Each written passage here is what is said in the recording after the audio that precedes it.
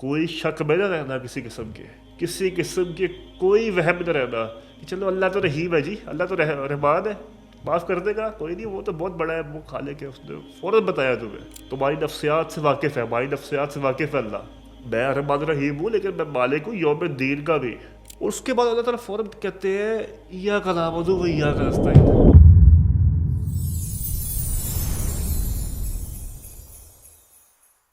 السلام علیکم، بسم اللہ الرحمن الرحیم۔ لاسٹ ٹائم نے بات کی تھی الرحمن الرحیم پہ، اور تھوڑی دیر پہلے ہی بات کی تھی، آپس کی بات ہے۔ خیر، لاسٹ ٹائم نے بات کی تھی الرحمن الرحیم پہ، ہم نے بتایا تھا کیسے الرحمن اور الرحیم کی جو صفات ہے اللہ کی، ان دونوں کی خود کی کیا ایٹریبیوشنز ہیں اور وہ دونوں کی اپلیکیشنز کیا ہے، ٹھیک ہے۔ ہم نے کھولنے کی کوشش کی بڑی ڈیٹیل میں کیسے الرحمن کے ہوتے ہوئے الرحیم کی ضرورت ہے، اور کیسے جو ہے الرحمن الرحیم میں فرق کیا آتا ہے۔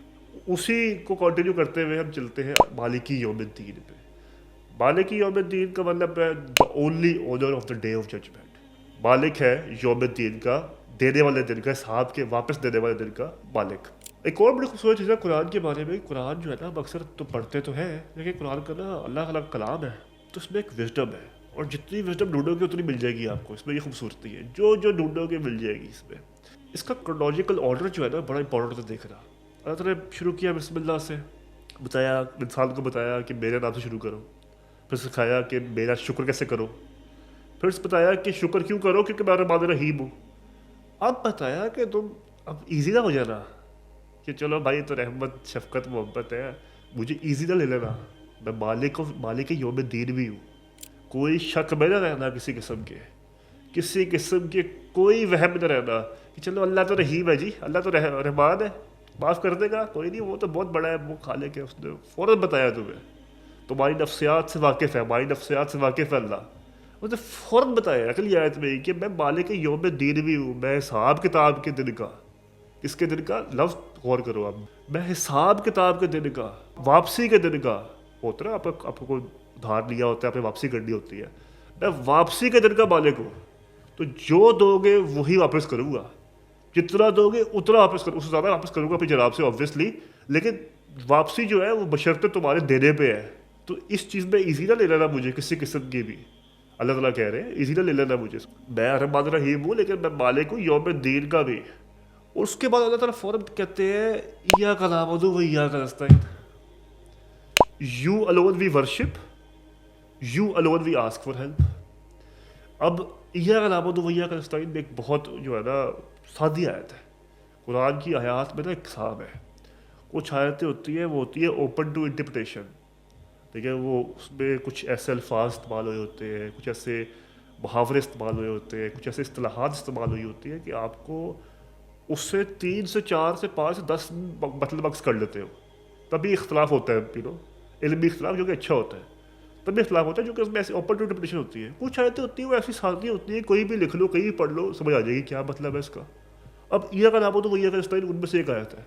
You alone we worship, you alone we ask for help، مطلب اس میں کچھ مشکل ہے ہی نہیں، اس میں کیا کرنا ہے، ٹھیک ہے۔ اور تمام امت کا اجماع ہے، تمام امت کا اجماع ہے، ٹھیک ہے۔ اس آیت میں کافی بحث بھی ہوتی ہے، انٹرسیکٹ تھوڑی سی ابحاث ہے، بالکل نہیں چھیڑیں گے ان کو، ہم حبل اللہ والے ہیں، لیکن اس آیت سے لوگ مختلف انٹینسٹی لیتے ہیں،